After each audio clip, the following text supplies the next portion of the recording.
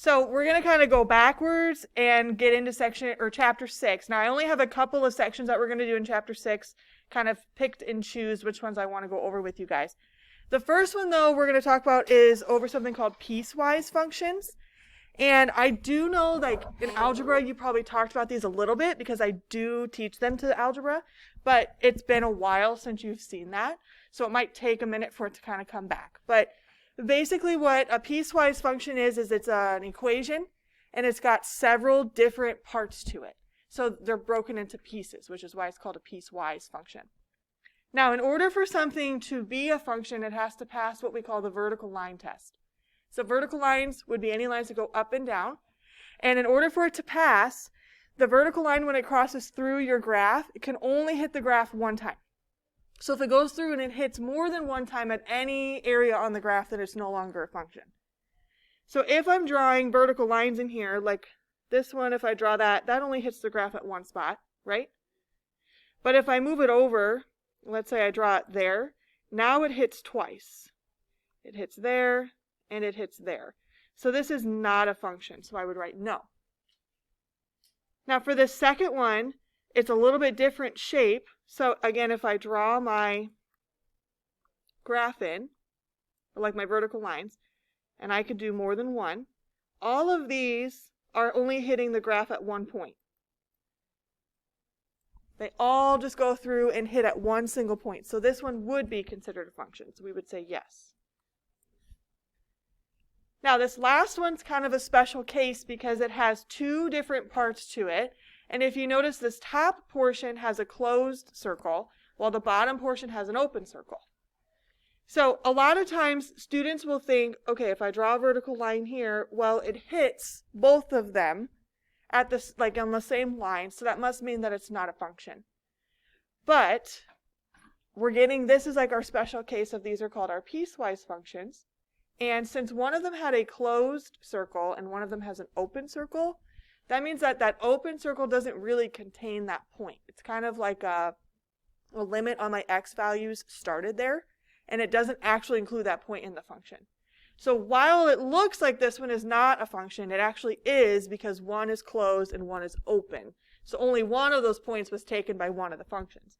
So we would say, yes, this one is a function. Now, if they had both been closed, then it would not be a function, because then that one point is still being shared by those two things. Think of it this way. For something to be a function, your x values can only go to one y value. It's like if I'm an x value, I have to be either here or somewhere else. I can't be in two places at one time. For you guys, you have to choose. You can't be in math and history at the same time. You have to go to one or the other. So that's kind of what's happening with these functions, is that your x values have to choose which y value are they going to go to, because they can't be at more than one spot, or else it doesn't make it a function anymore. Like I said, this third case is called a piecewise function, and so it's kind of a combination of several functions on the same graph, and they're broken into smaller chunks called those pieces. An example of where we might see a piecewise function outside of the classroom would be like movie ticket prices. Or think about like if you go to Pizza Ranch, okay, and there's different costs depending on how old you are for like the buffet. And that's common at a lot of other places that have buffets too. So kids that would be like 0 to 2 years old, they would be free for this movie. Anyone from 3 to 11 years old is $6. 12-year-olds to 59 is $10, and then 60 and up is only $8. And so these would represent, if I were to graph them, they'd have like different little pieces that are making up the whole function, because based on how old you are, it changes how much you have to pay for a ticket. And like I said, same thing would work if you go to a restaurant and they have a buffet. They might have different prices depending on how old you are, because typically smaller people eat smaller food. Okay, and so they don't have to pay as much. Kids aren't going to eat the same amount as an adult, usually. Okay, all right, so let's talk about how to graph this. So let's go to the other side here, other page.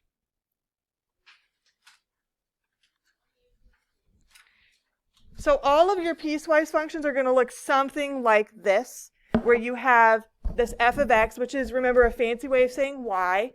And so it's equaled to a couple of different equations here. We have x plus 1, and then we have 2x. So that's two different functions that we're looking at.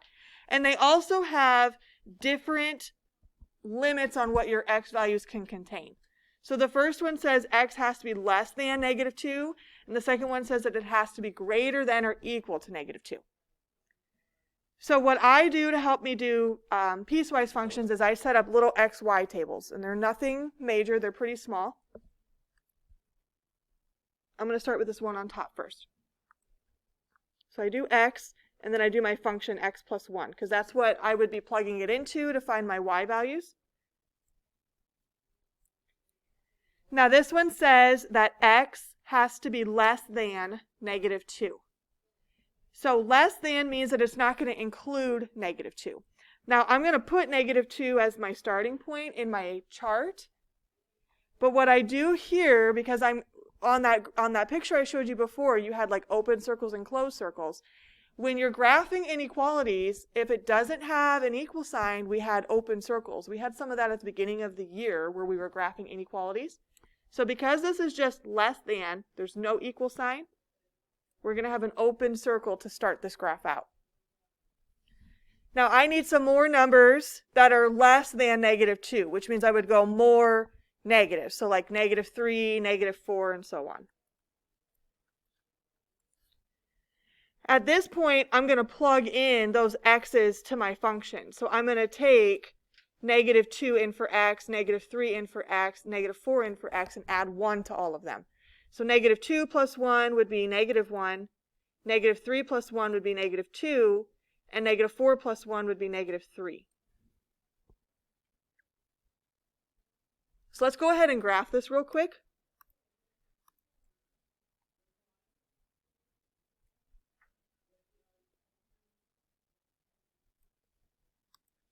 So starting at -2, -1, so you're going to go to the left 2 and you're going to go down 1. Instead of drawing a solid point, you have to draw like an open circle around that point.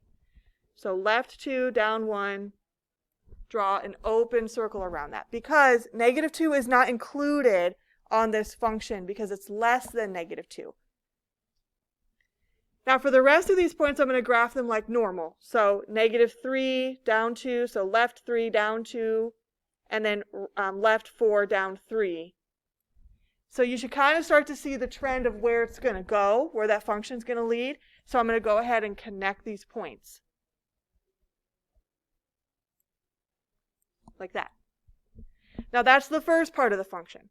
We've got the other piece yet that we have to graph that we haven't touched, which is that bottom one, which says 2x if x is greater than or equal to -2. So this one has the equal sign in the inequality.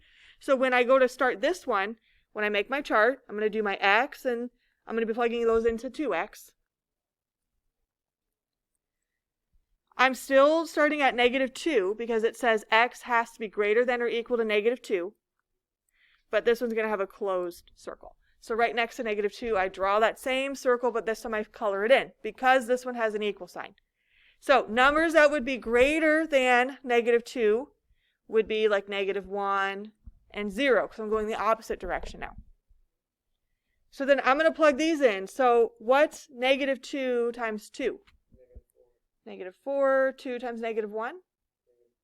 And the last one? 0. So when I go to graph this one, I go -2, so still to the left 2, down 4, and this time I'm going to close that circle in.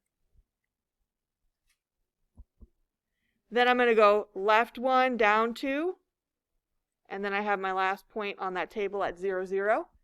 So now this time they're going up and to the right when I connect these. So this is a piecewise function. This would depend on like which part of the graph I was looking at, because they're both different for those x values. So if I was looking at the part of the graph where all my x's were less than -2, I would be looking at the green line as it continues to go down and to the left. If I was looking at all the numbers that are greater than or equal to -2, I'd be looking at the blue one because all of those are going up and to the right. Okay, so I want you guys to take a look at the second one here. We've got two separate functions again, so I'm going to get your guys' t-charts set up with you, but then I want you guys to finish them out.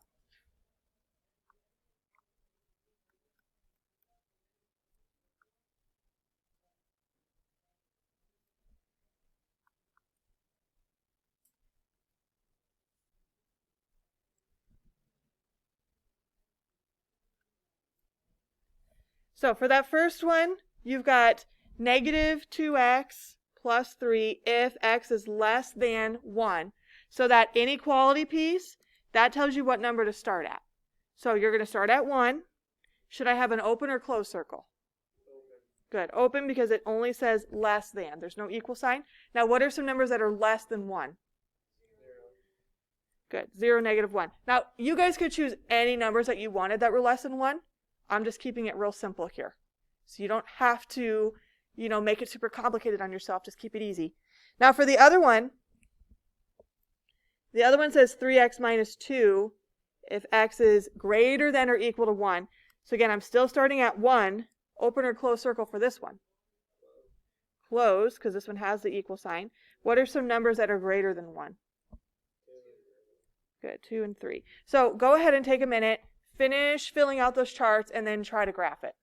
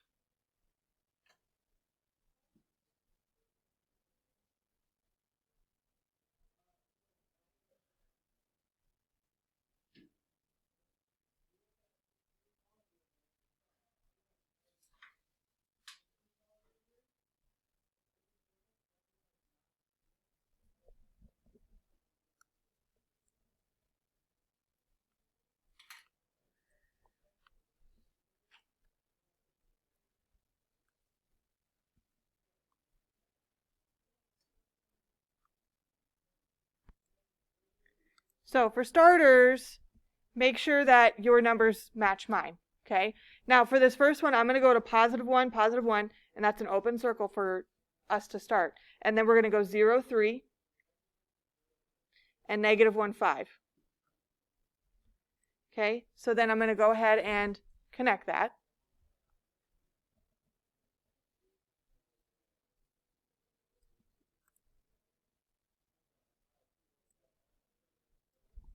Okay. So there's that one. Oh, you know what? I went up too far on that second point. There, that's a little bit better. Now the second one, it starts at the same point. It starts at 1, 1, and it's a closed circle. So there's going to be times where these piecewise functions do overlap. Okay, so when that happens, just go over that point. Again, this time fill it in. Okay, and then graph those other points as normal. So 2, 4, 3, 7, and then draw that side of the graph in. If you have like a lunch card or something to help you with straight lines, that's fine to use, okay? So these two do have some overlapping, which can happen in these piecewise functions. We'll get into this a little bit more next week, but sometimes functions are called continuous and sometimes they're called discontinuous. If they're discontinuous, there's like a gap between the pieces. If they're continuous, they overlap somewhere. And so the graph just keeps moving fluidly even though that one point's shared. Okay? All right, so let's turn the page. So I want you guys to take a look at this next one here. Now this one is adding on a third piece to our function here. The first two look pretty much like what we've seen. We have 4x if x is less than 2.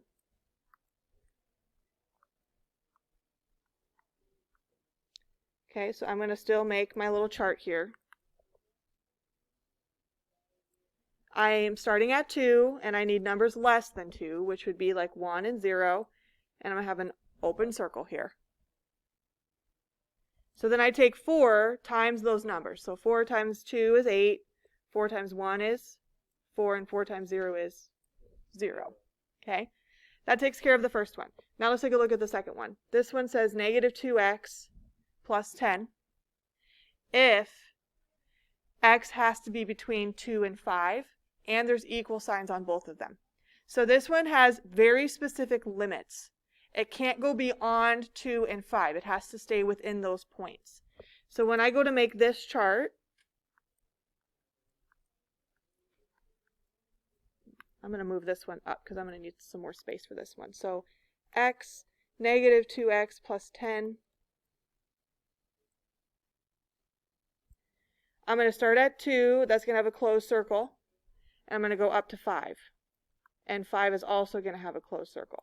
So really the only ones that will be contained between points like this, they'll have 2 specific numbers that your x has to sit between. And on your guys' charts, you should have circles at the first and the last number. Whether they're both open, both closed, one of each, it can happen both ways, or any of those ways. Okay, so then if we plug these in, negative 2 times 2 would be negative 4, plus 10 would be 6. What's going to be the next number? 4. Next one? 2. Mm-hmm. 0. Okay.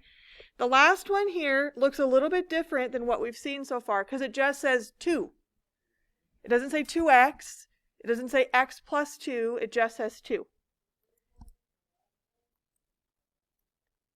I'm still going to set up my chart. Okay. This one says that it has to be greater than 5. So I'm going to start at 5, have an open circle because there's no equal sign with that inequality. Numbers that are greater than 5 would be like 6 and 7. But there's nowhere for 5, 6, and 7 to be plugged into. There's no x value for this function, which means that this is a flat line going through a constant point. They all are going to have that 2 in common. So you're just going to fill in 2's for all of those y values. So now let's graph these 3 pieces. Yeah. So would 7 kind of, like, would this function kind of be like the last one where it's connected by the 2 ends, or would it just be an arrow? This one, they're actually all going to be separate pieces, and we'll see that when they get graphed.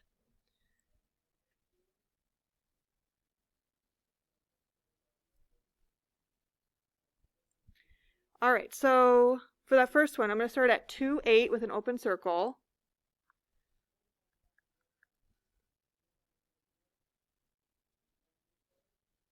So way up there. 1, 4 is the next one. And then 0, 0. Okay, and this is when, if they're really spread apart, it might be nice to use a straight edge. You can try to freehand it, but you want to make sure that if it's a straight line, you're trying to keep it nice and straight.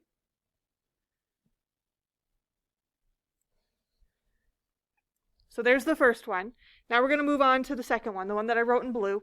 So that's the one that's going to be contained between 2 specific points. So we go 2, 6, 3, 4, 4 is at 2, and then 5 is at 0.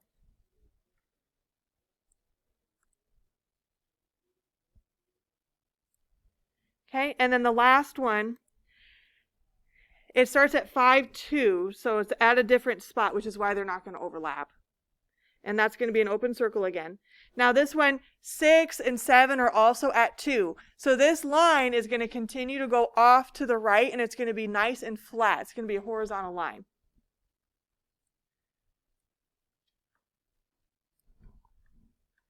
So anytime you see a problem like this one where you've got just those numbers, like that last one where it just said 2, you're always going to have these flat lines in them. Okay, so if we look at the last one on this page,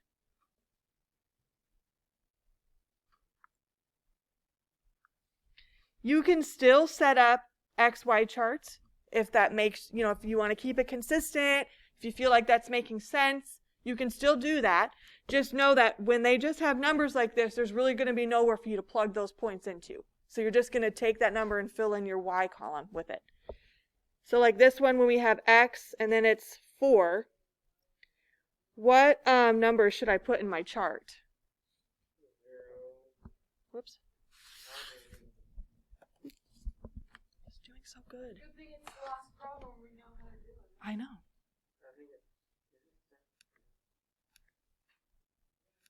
Oh, it's not the last.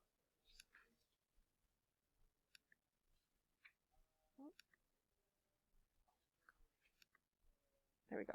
Okay.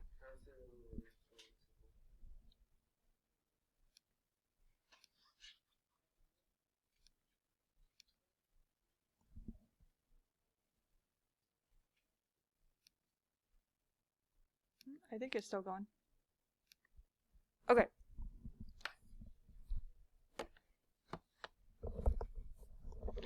All right, so x, 4.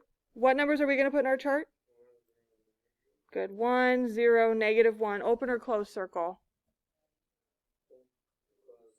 Closed for this one. And then all of these numbers are going to be 4s. And then the same thing happens where we have x, -2. What numbers do you put in this chart? Good. And open or closed circle? Open. And then again, you're just going to fill it out with -2s because there's nowhere for them to go. There's nowhere for me to plug them in. So I'm going to go ahead and graph these. You're going to have 2 separate horizontal lines here. The first one starts at 1, 4. And it's a closed circle. And this one goes off to the left.